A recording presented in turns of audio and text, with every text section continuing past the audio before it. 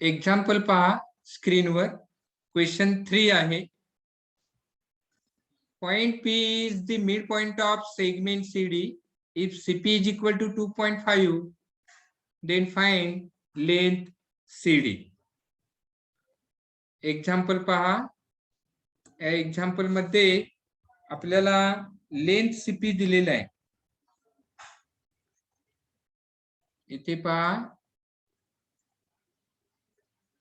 Length CP is equal to 2.5. then इथे सांगितलेलं आहे की point P is the midpoint of segment CD. P is the midpoint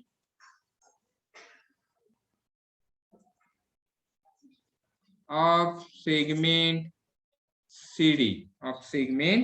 CD, and therefore आता P हा जर CD चा मिड पॉइंट असेल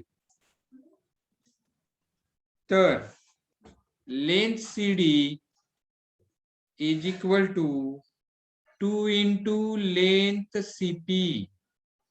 2 into length CP. आता इथे आपल्याला व्हॅल्यू ठेवायची आहे. therefore length CD is equal to 2 into 2.5. म्हणजेच आपल्याला इथे 5 मिळेल. Length CD is equal to 5. फार तर म्हणजे इथे आपल्याला हे आन्सर मिळालेलं आहे. Length CD is equal to 5.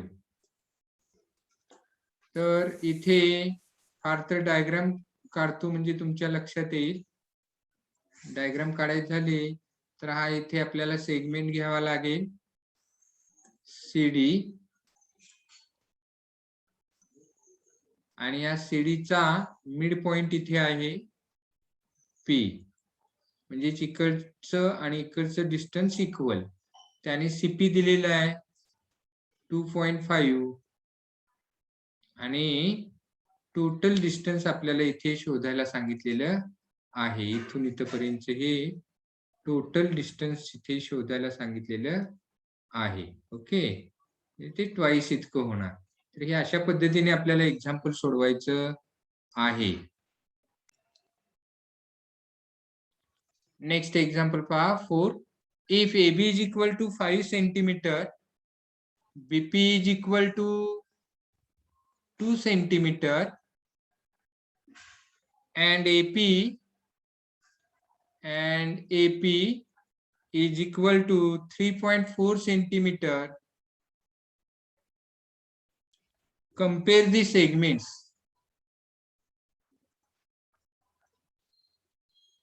Compare the segments. तर सेगमेंटचं कंपॅरिझन इथे आपल्याला करायचं आहे. आता हे जर एक्झाम्पल आपल्याला सोडवायचं झालं तर कंपॅरिझन म्हणजेच तुलना करणे. तर ही कशी करतात, तर ज्या सेगमेंटची लेंथ लार्जर असते तो लार्जर असतो आणि ज्याची स्मॉलर असते तो स्मॉलर असतो. सिंपल आहे. तर त्यानुसार आपल्याला इथे सोडवायचं आहे.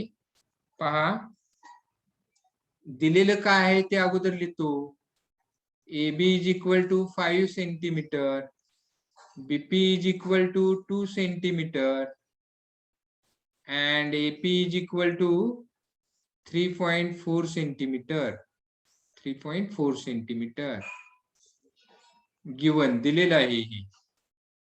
आता याच्या आधारे here 5 is greater than 3.4 and 3.4 is greater than 2. थोडक्यात इथे सिक्वेन्स लावलेला आहे. म्हणजे तिथे therefore 5 means AB आहे. पहा AB is greater than 3.4 means AP, and AP is greater than 2 means BP. Okay, and therefore segment लास्टला आपल्याला इथे लिहिताना आन्सर लिहायचा आहे. Segment AB is greater than segment AP is greater than segment BP. तर हे अशा पद्धतीने आपल्याला सॉल्व्ह करायचं आहे, कंपॅरिझन करायचं आहे. ओके, नेक्स्ट एक्झाम्पल पहा. Example number 5. Write the, just a minute.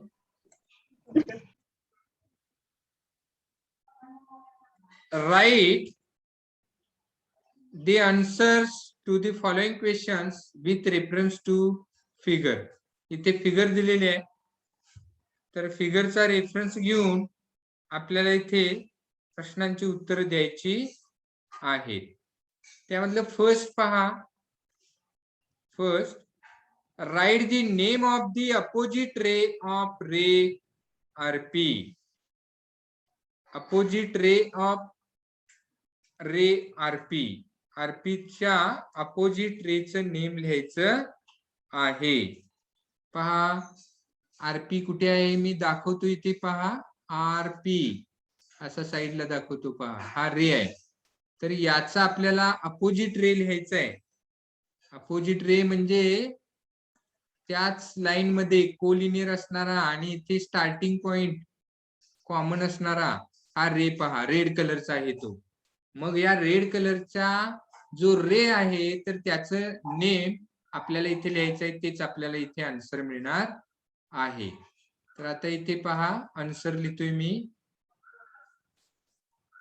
पहा, हा रेड रे आहे तो कसा वाचायचा आहे? रे आर एस और रे आर टी. रे आर एस और रे आर टी.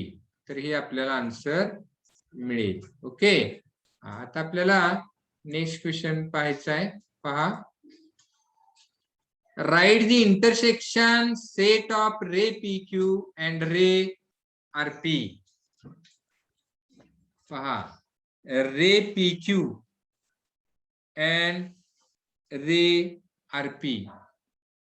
डायग्राम मध्ये पहा, डायग्राम रिकामी करतो आणि पुन्हा एकदा तुम्हाला समजावून सांगतोय, ऐका. पहा, आता इथे right the intersection set of ray P Q. Ray P Q कुठे आहे? पहा, इथे दाखवतोय मी. हा रे पी क्यू झाला.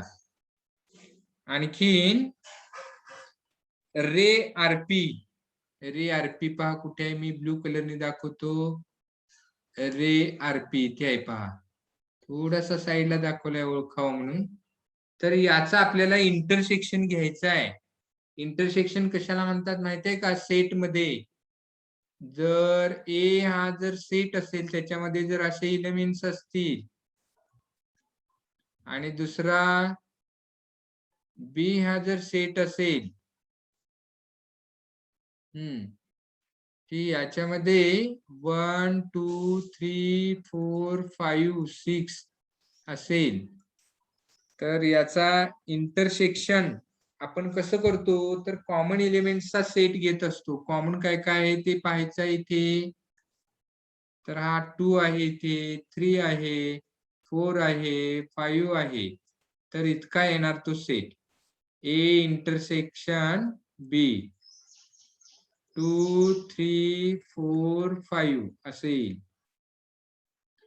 तसं इथे पहा, हा सेट जो रे हा काय आहे? पॉइंटचा सेट आहे ब्लू कलरचा.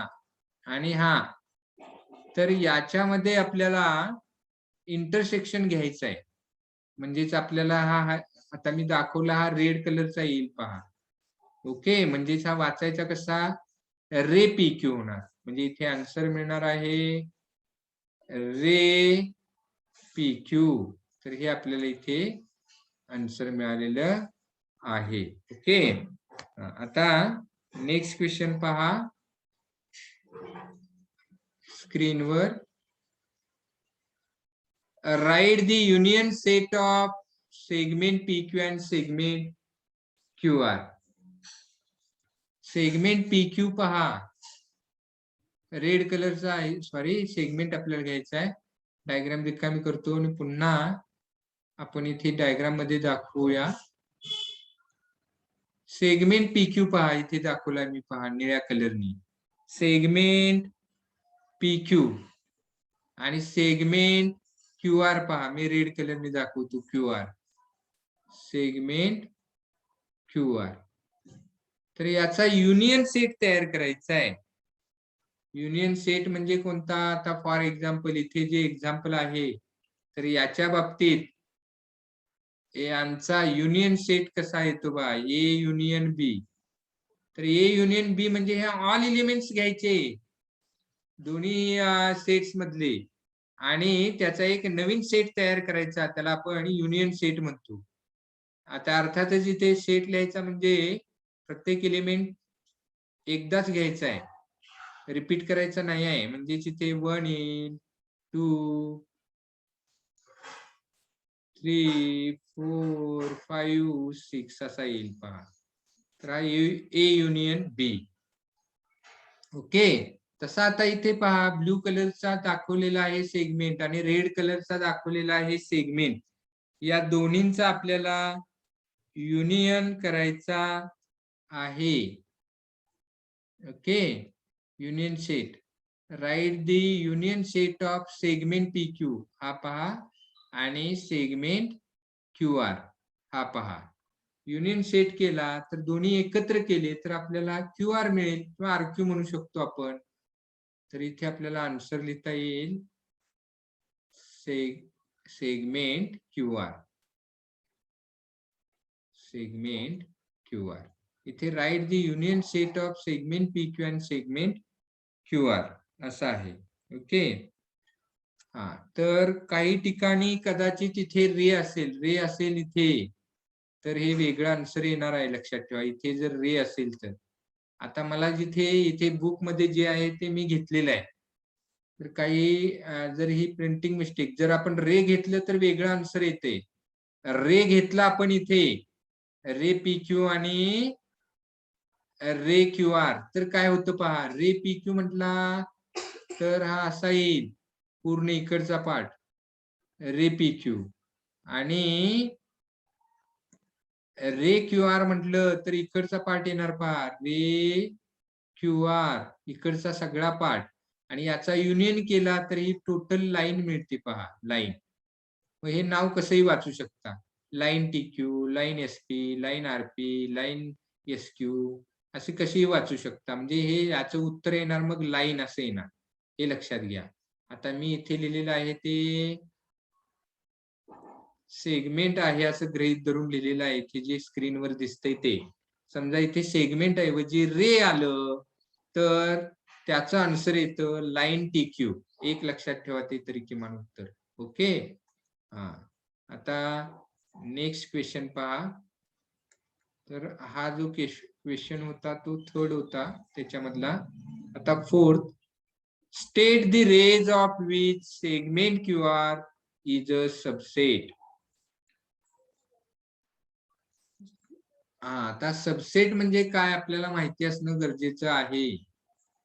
सबसेट कशाला म्हणतात तर पहा इथे एक्झाम्पल घेऊ. If A and B two sets are given, if A and B two sets are given, इथे पहा 1 2 3 4 5, एक छोटे एक्झाम्पल घेऊ आणि इथे आहे 2 4 5. तर ह्या बी मधले ऑल एलिमेंट्स सेट ए मध्ये आहेत. तर अशा वेळी बी ला ए चा आपण सबसेट असं म्हणतो, मराठीमध्ये उपसंच म्हणतात. म्हणजे या बी मधले ऑल एलिमेंट्स हे सेट ए मध्ये असायला हवीत. तर अशा वेळी बी हा सेट ए चा सबसेट असतो. आता इथे काय म्हणलंय पहा, इथे आपल्याला काय म्हटले पहा, इथे आन्सर लिहायचं आहे आपल्याला. तर त्यांनी तिथे काय म्हटलेलं आहे ते समजावून घ्या. तर state the rays of which segment QR is subset. Segment QR हा सबसेट आला पाहिजे, हा सबसेट झाला पाहिजे. तर असे रेज आपल्याला लिहायचे आहेत. तर म्हणजेच काय, हा रेड दाखवलेला आहे सेगमेंट त्याला सामावणारे रे लिहायचे आहेत. जसं की रे आर क्यू येऊ शकतो, रे आर क्यू और रे एस क्यू. पहा, रे एस क्यू होऊ शकतो, रे एस क्यू होऊ शकतो, किंवा रे टी क्यू होऊ शकतो, रे टी क्यू होऊ शकतो, इटसेट्रा. तर अशा पद्धतीने आणखीन आपण उत्तर लिहू शकतो. ओके, आता नेक्स्ट पहा.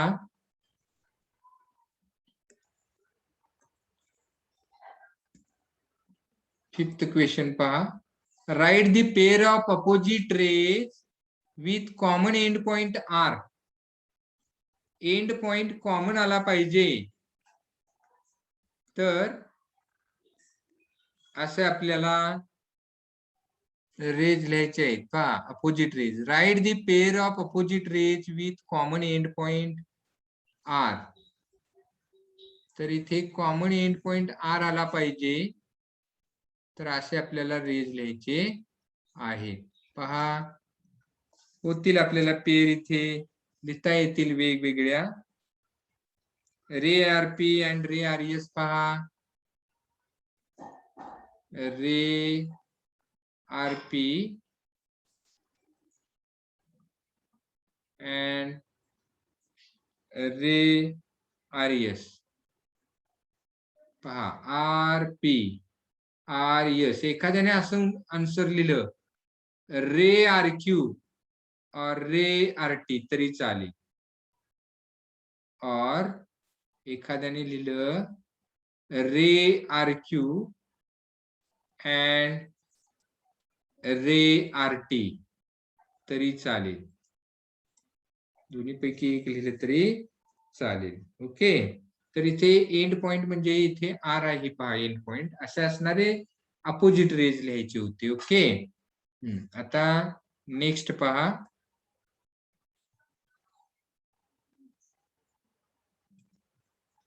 नेक्स्ट पहा.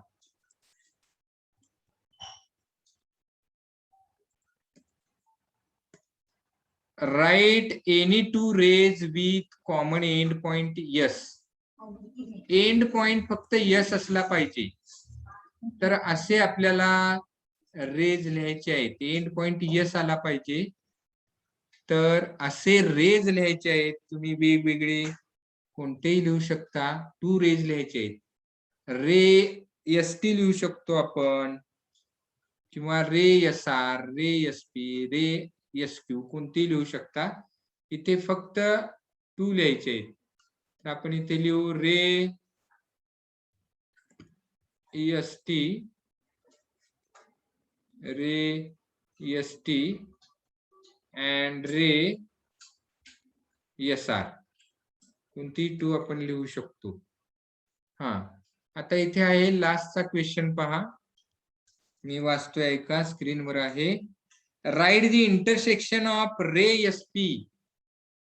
आता रे एस पी पहा, मी डायग्राम मध्ये दाखवतोय. रे एस पी हा ब्ल्यू कलरने दाखवलेला पहा, रे एस पी.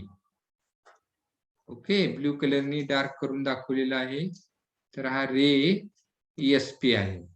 आणखीन रे एस टी पहा, रेड कलरने दाखवतो पहा, रे एस टी. हा पहा, इकडचा भाग मी डार्क करून दाखवतोय. हा यांचा कॉमन एंड पॉइंट आहे. ते इथे पहा, right the intersection of ray S P and ray S T. Intersection म्हणजे कॉमन पॉइंटचा सेट लिहायचा आहे. कॉमन पॉइंटचा सेट लिहायचा असतो. तर याच्यामध्ये काय कॉमन आहे, तर ओनली हा पॉइंट कॉमन आहे, लक्षात ठेवा. आणि हा पॉइंट आहे यस. त्यामुळे ह्या लास्टचं आन्सर इथे आपल्याला मिळणार आहे, ते म्हणजेच पॉइंट यस असं मिळतं उत्तर. पॉइंट इकडे साईडला लिहिले मी पहा, पॉइंट यस असं आन्सर लिहायचं आहे. ओके, तर हे क्वेश्चन आपल्याला असे सोडवायचे आहेत.